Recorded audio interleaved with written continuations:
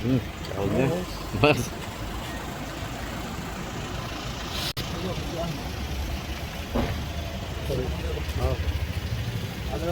Yes yes yes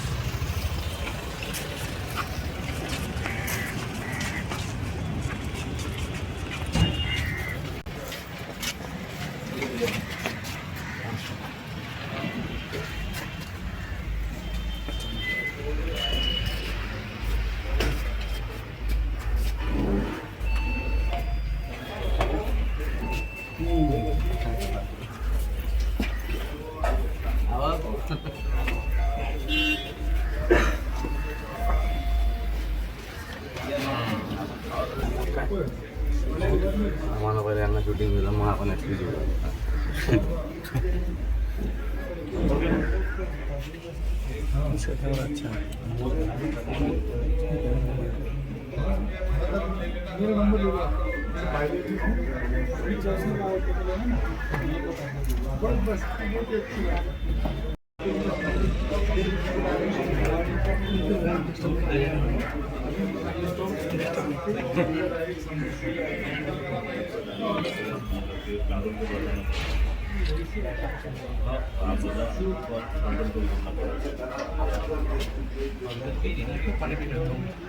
sir एक मुझे पानी पीना चाहिए।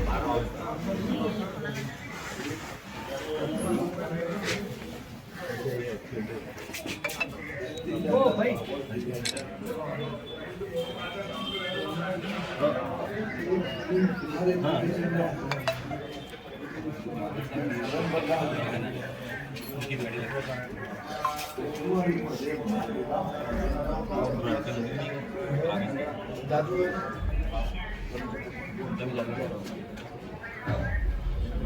चे पुरावे मी देणार आहे।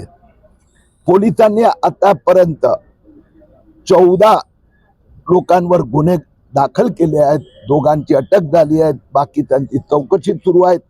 यात काही एजंट इन्व्हॉल्व आहेत, काही वकील इन्व्हॉल्व आहेत, त्यांची पण चौकशी सुरू झालेली आहे।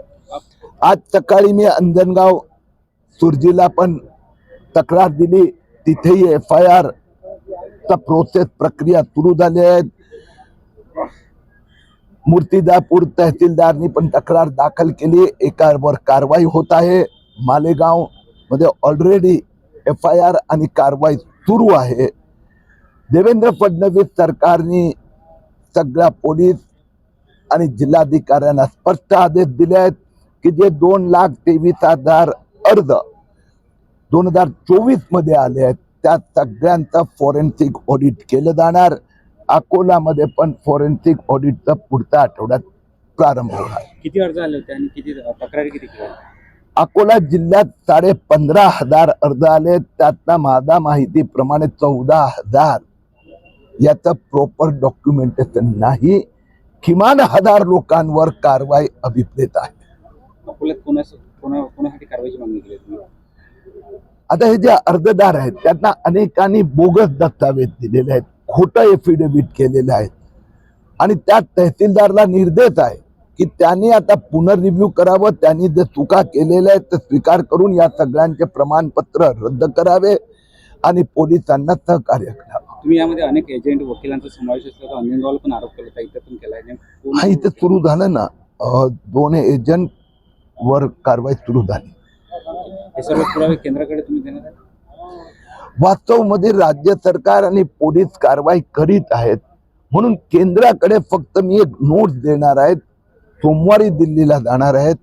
हे महाराष्ट्रात आम्ही वेळेत पकडलं, ते 79,000 सर्टिफिकेट थांबवले आणि 1,23,000चा रिव्ह्यू करण्याची सुरुवात केली। तर इतर राज्यात, कारण की हा कायदा केंद्राने 2024 मध्ये सुधारणा आणली, तर इतर राज्यात पण त्यांनी चेक करावा, त्यासाठी नोट देणार।